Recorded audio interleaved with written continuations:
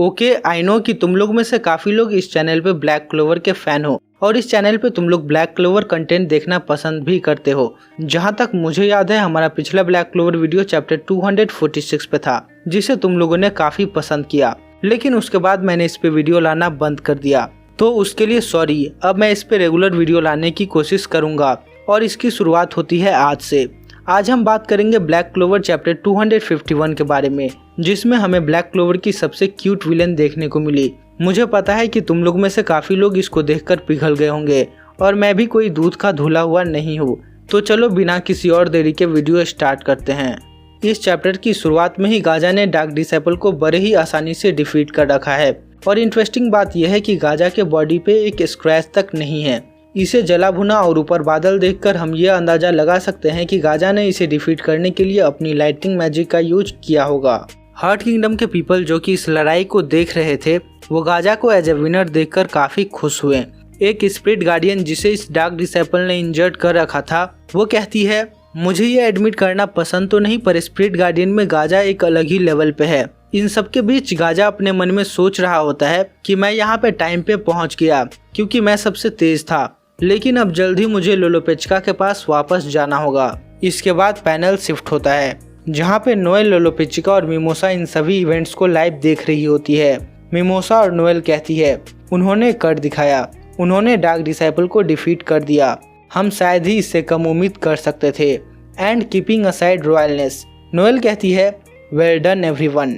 इसके बाद लोलोपेचिका कहती है, मेरी वाटर मैजिक उन एरिया तक नहीं पहुंच सकती थी जहां पर एनिमी था, तो डार्क ट्राइड के लोग हार्ट किंगडम के सिटीजन को चोट पहुंचा सकते थे। अब जबकि सारे एनिमी डिफीट हो गए हैं, so that's a huge help. लेकिन चैप्टर 225 में गाजा ने खुद कहा था, क्वीन की फॉग बैरियर और वाटर मैजिक पूरे किंगडम को छुपा कर रखती है। मीन्स क्वीन की मैजिक पूरे कंट्री में काम करती है, लेकिन अब कहा जा रहा है कि कुछ एरिया में काम नहीं करती। तो यूकी तबाता ने यहाँ पे खुद एक प्लॉट होल क्रिएट कर दिया। या फिर ऐसा हो सकता है कि मेगिक्यूला के कर्स के कारण लोलोपेचिका दिन व दिन वीक होते जा रही है और उसका मैजिक धीरे धीरे रेस्ट्रिक्ट हो रहा है। इनमें से कोई भी रीजन हो सकता है। यहाँ पर लोलोपेचिका एक और बात कहती है, क्लोवर किंगडम के मैजिक नाइट ने अपने से स्ट्रॉन्ग अपोनेंट को डिफीट कर दिया और जब वो एक्चुअल कॉम्बैट करते हैं तभी वो ट्रूली इवॉल्व होते हैं, जिससे ये पता चलता है कि पावर लेवल की चार्ट हमेशा सही नहीं होती। एक टायर 1 के मेज भी टायर 0 के मेज को डिफीट कर सकता है। सिंस हार्ट किंगडम एक पीसफुल प्लेस था और क्वीन पूरे हार्ट किंगडम को अकेले प्रोटेक्ट करती थी, सो यहाँ के स्पिरिट गार्डियन को एक्चुअल कॉम्बैट का कोई अंदाजा ही नहीं था। वो हमेशा पावर लेवल चार्ट के ऊपर डिपेंडेंट होते थे, इसीलिए आसानी से डिफीट हो गए। लेकिन क्लोवर किंगडम के मैजिक नाइट के साथ ऐसा नहीं है। उन्हें विजार्ड किंग द्वारा मिशन असाइन किए जाते थे, जिसके कारण उन लोगों को स्ट्रॉन्ग अपोनेंट से फाइट करना पड़ता था और उन फाइट के कारण ये लोग और स्ट्रॉन्ग होते थे और यही फाइट करने का तरीका उनके अभी भी काम आ रहा है। जब ये सब चल रहा होता है तभी पीछे से दीवार टूटने की आवाज आती है और इस दीवार की होल से एक मोटा सा भद्दा सा भैंस जैसा डार्क डिसेपल लोलोपेचिका के घर के अंदर घुस आता है और कहता है, I can feel the magic of hot young girls. इस पर लोलोपेचिका और नोएल कहती है, हमें पता था कि तुम आ रहे हो, इसीलिए हम पहले से ही रेडी थे। इसके बाद mimosa plant creation magic cannon flower use करती है और ये डार्क डिसेपल एक ही अटैक में ढेर हो जाता है। ये देखकर लोलोपेचिका मिमोसा से कहती है, ये एक लाजवाब अटैक था, जिस पर मिमोसा रिप्लाई करती है, ये तो आपके बदौलत ही हुआ है, आपने जो मैजिक मुझे दिया था इसी के कारण ये डिफीट हो पाया है। तब हमें पता चलता है कि ये एक कॉम्बो अटैक था जिसमें मिमोसा ने कैनन फायर किया और इसे लोलोपेचिका ने सपोर्ट किया। इस डार्क डिसेपल के डिफीट का जब ये लोग सेलिब्रेशन कर रहे होते हैं तभी इस होल से एक और पर्सन आता है, जिसे देखकर इन तीनों की आंखें खुली की खुली रह जाती है और तब हमारा इंट्रोडक्शन होता है ब्लैक क्लोवर के सबसे क्यूटेस्ट विलेन से, जिसका नाम है वेनिका। वेनिका डार्क ट्राइड के वन ऑफ द 3 मेंबर्स में से एक है और ये डीमन मेगिक्यूला पोजेस करती है। इसने ही नोएल के मदर को कर्स किया था, जिसके कारण वो मर गई और इसने लोलोपेचिका को भी कर्स कर रखा है। अंदर आने के बाद वो लोलोपेचिका से कहती है, लास्ट टाइम मैंने तुमको सिर्फ मेगिक्यूला से कर्स करके छोड़ दिया और घर चली गई, लेकिन इस बार हम जितना मजा चाहे उतना मजा कर सकते हैं। Now that's make me think वो लोलोपेचिका को कर्स करने के बाद वापस स्पेड किंगडम क्यों चली गई, जबकि वो चाहती तो कर्स करने के समय ही लोलोपेचिका को मार सकती थी। और अब जब वो 6 महीने में खुद मर जाएगी तो वेनिका को वापस से हर्ट किंगडम पे अटैक करने की क्या जरूरत पड़ी। क्या लोलोपेचिका भी एक आर्केन स्टेज है? क्या ये दांते के किसी काम आ सकती है?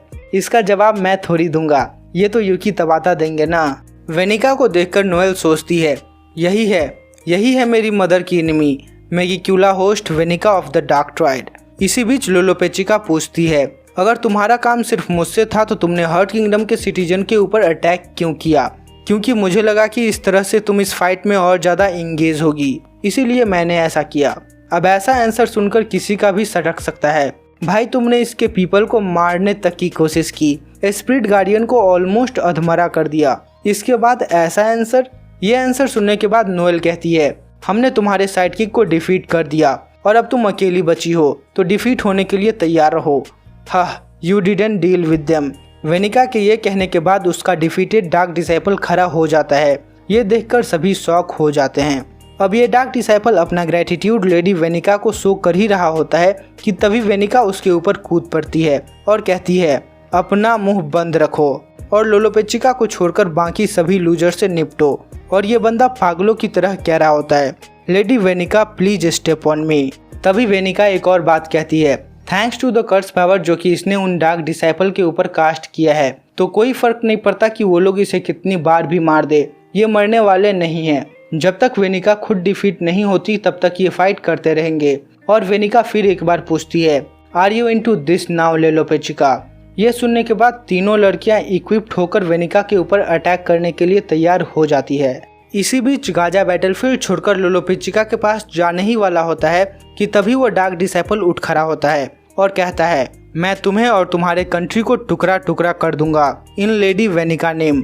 लक ने जिसे डिफीट किया था वो भी उठ खड़ा होता है और यही सेम केस लियोपार्ड और चार्मी के सामने भी होता है। इन दोनों ने जिस डार्क डिसाइपल को डिफीट किया था वो लोग भी काफी पिस्ड ऑफ होते हैं। लियोपार्ड के सामने जो डार्क डिसाइपल होता है वो कहता है, how dare you wounded me, you hurt me and blah blah. Charmy के सामने जो लेडी है वो तो कुछ ज्यादा ही गुस्से में है। वो कहती है, तुमने मेरी सुंदरता की मजाक कैसे उड़ाई? लेडी वेनिका ने जो मुझे इंटरनल ब्यूटी दी है उसकी मदद से मैं तुम्हारी भर्ता निकाल दूंगी। ये सब सुनकर लेडी वेनिका सोचती है, उन लोगों ने फिर से बकवास करना स्टार्ट कर दिया। लेकिन इन सब डार्क डिसाइपल को फिर से उठा हुआ देखकर हर्ट किंगडम के सिटीजन डर जाते हैं। लेकिन हमारे तीनों हीरोज कहते हैं, ब्रिंग इट ऑन। और इसी के साथ ये चैप्टर खत्म होता है। हम सभी फैंस की उम्मीद नोएल, लोलोपेचिका और मिमोसा पे टिकी हुई है। अगर ये वेनिका को डिफीट कर पाती है तभी लक, लियोपार्ड, चार्मी और गाजा के पास जीतने का कोई चांस भी है। लेकिन क्या एक डेविल यूजर को डिफीट करना इतना आसान होगा? क्योंकि हमने 2 डेविल यूजर को लड़ते देखा है और दोनों ने अपने ओपोनेंट का क्या किया हमें अच्छे से पता है। लेकिन देखते हैं क्या होता है। तो इसी के साथ ये वीडियो खत्म होता है। अगर ये वीडियो आपको पसंद आई है तो इस वीडियो को लाइक करना। अगर आप इस चैनल पे नए आए हो तो सब्सक्राइब करना मत भूलना। और हाँ, बेल नोटिफिकेशन भी ऑन कर लेना। और चाहो तो आप अपने एनिमे फ्रेंड के साथ भी इस वीडियो को शेयर कर सकते हो। तो मिलते हैं आपसे अगले वीडियो में, तब तक के लिए stay safe, stay healthy and good bye.